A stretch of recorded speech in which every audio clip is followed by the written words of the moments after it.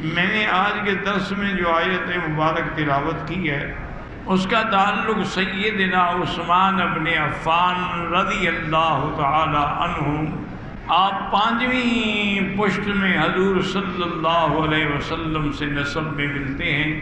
آپ کے والد کا نام عفان اور والدہ کا نام عروہ تھا۔ حضور صلی اللہ علیہ وسلم کا جب اعلان نبوت ہوا تو حضرت عثمان اپنے تجارتی معاملات میں ملک سے باہر تھے۔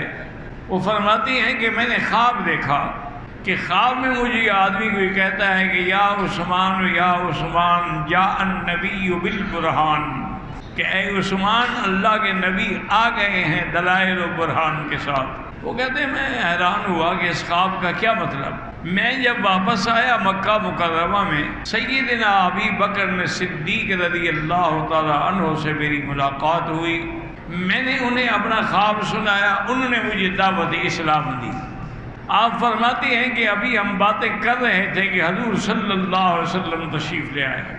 انہوں نے بھی مجھے دعوت اسلام دی۔ میں نے فوراً اسلام قبول کیا اور حضور کے ہاتھوں پہ بیعت کر کے کلمہ پڑھ لیا، اور اللہ تعالیٰ نے مجھے سابقون الاولون میں داخل ہونے کا موقع عطا فرمایا۔ جیسے کہ مکے والے کفار مشرکین صحابہ پہ ظلم کرتے تھے، اسی طرح حضرت عثمان پر بھی بڑے ظلم ہوئے۔ آپ کے چچا تھے حکم ابن العاص، وہ آپ کو کبھی دھوپ میں پھینک دیتے، کبھی آپ کو چٹائی میں لپیٹ کے دھواں دیتے تھے، آپ کا سانس بند ہو جاتا۔ لیکن حضرت عثمان رضی اللہ تعالیٰ عنہ دین پہ ثابت قدم رہے۔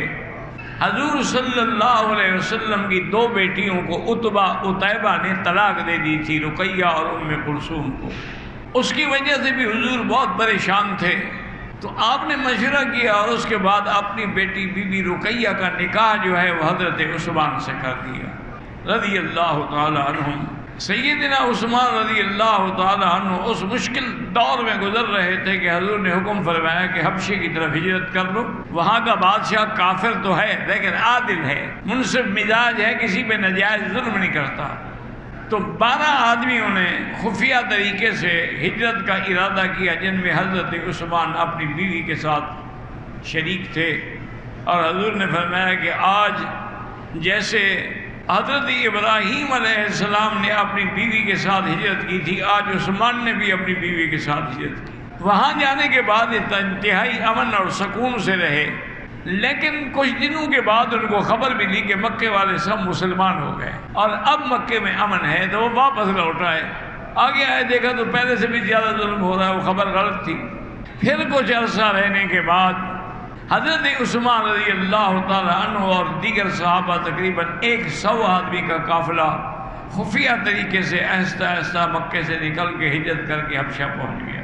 ان میں بھی حضرت عثمان اپنی بیوی کے ساتھ رضی اللہ تعالی عنہ وارضاہ۔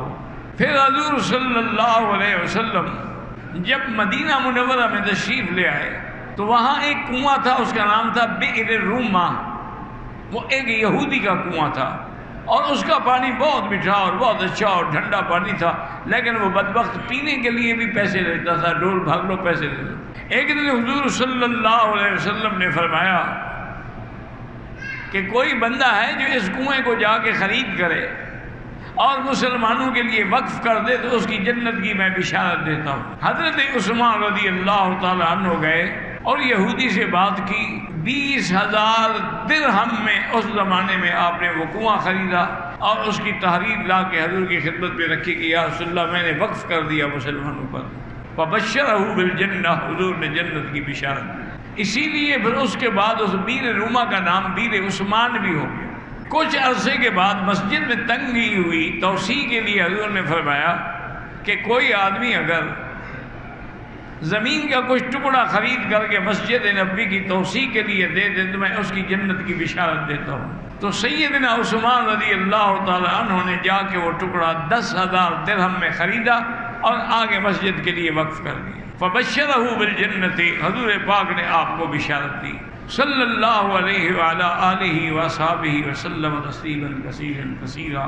اسی طرح سیدنا علی رضی اللہ تعالی عنہ نے جب بی بی فاطمہ سے نکاح کا پیغام بھیجا فقبلہ رسول اللہ صلی اللہ، حضور نے قبول فرما لیا۔ فرمایا حل اللہ کا شیء، تمہارے پاس کوئی مال بھی ہے کل مہر دینے کے لیے؟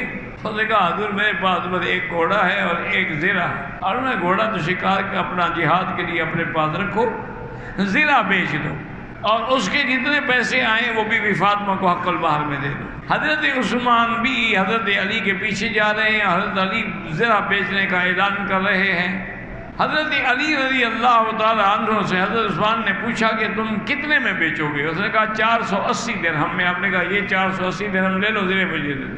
حضرت علی بڑے خوش ہوئے، پیسے لے کے چلے تو حضرت عثمان نے پھر پیچھے سے ہاتھ رکھا اور کہا علی ٹھہرو، وہ تو میں نے آپ سے خریدی ہے چیز، لیکن اب یہ زرہ جو ہے میری طرف سے شادی کا تحفہ لے لو۔ تو انہوں نے 480 درہم بھی دیے اور زرہ بھی آپ کو ہدیے میں بھیج دی۔ تو یہ شرف بھی حضرت عثمان رضی اللہ تعالیٰ عنہ کو ملا کہ بی بی فاطمہ کے حق المہر کی ادائیگی حضرت عثمان نے کی رضی اللہ عنہ وارضاہ۔ ایک دن حضرت عثمان رضی اللہ عنہ تشریف لائے سیدہ عائشہ صدیقہ رضی اللہ تعالیٰ عنہ کے دروازے پہ، اور حال احوال پوچھا کہ کیا حال ہے اہل بیت رسول اللہ کا۔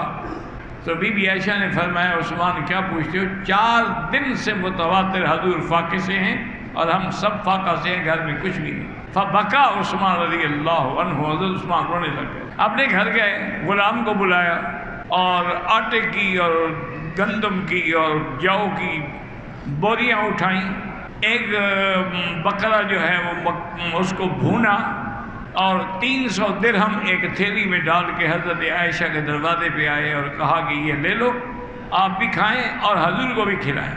حضرت عثمان چلے گئے، حضور جب آئے دیکھا کہ خوشبو آ رہی ہے گوشت کی اور کھانے کی، فرمایا رسبتم من بعدی شیئا، کوئی چیز پہنچی آپ کو؟ انہوں نے کہا حضور یہ بھنی ہوئی بکری ہے۔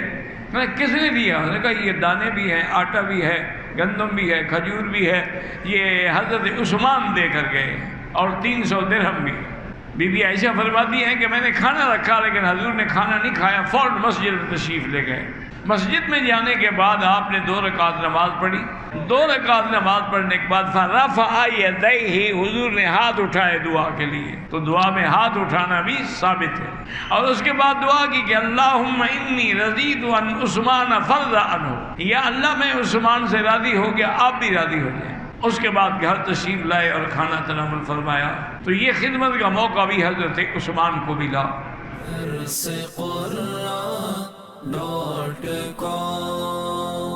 www.darsequran.com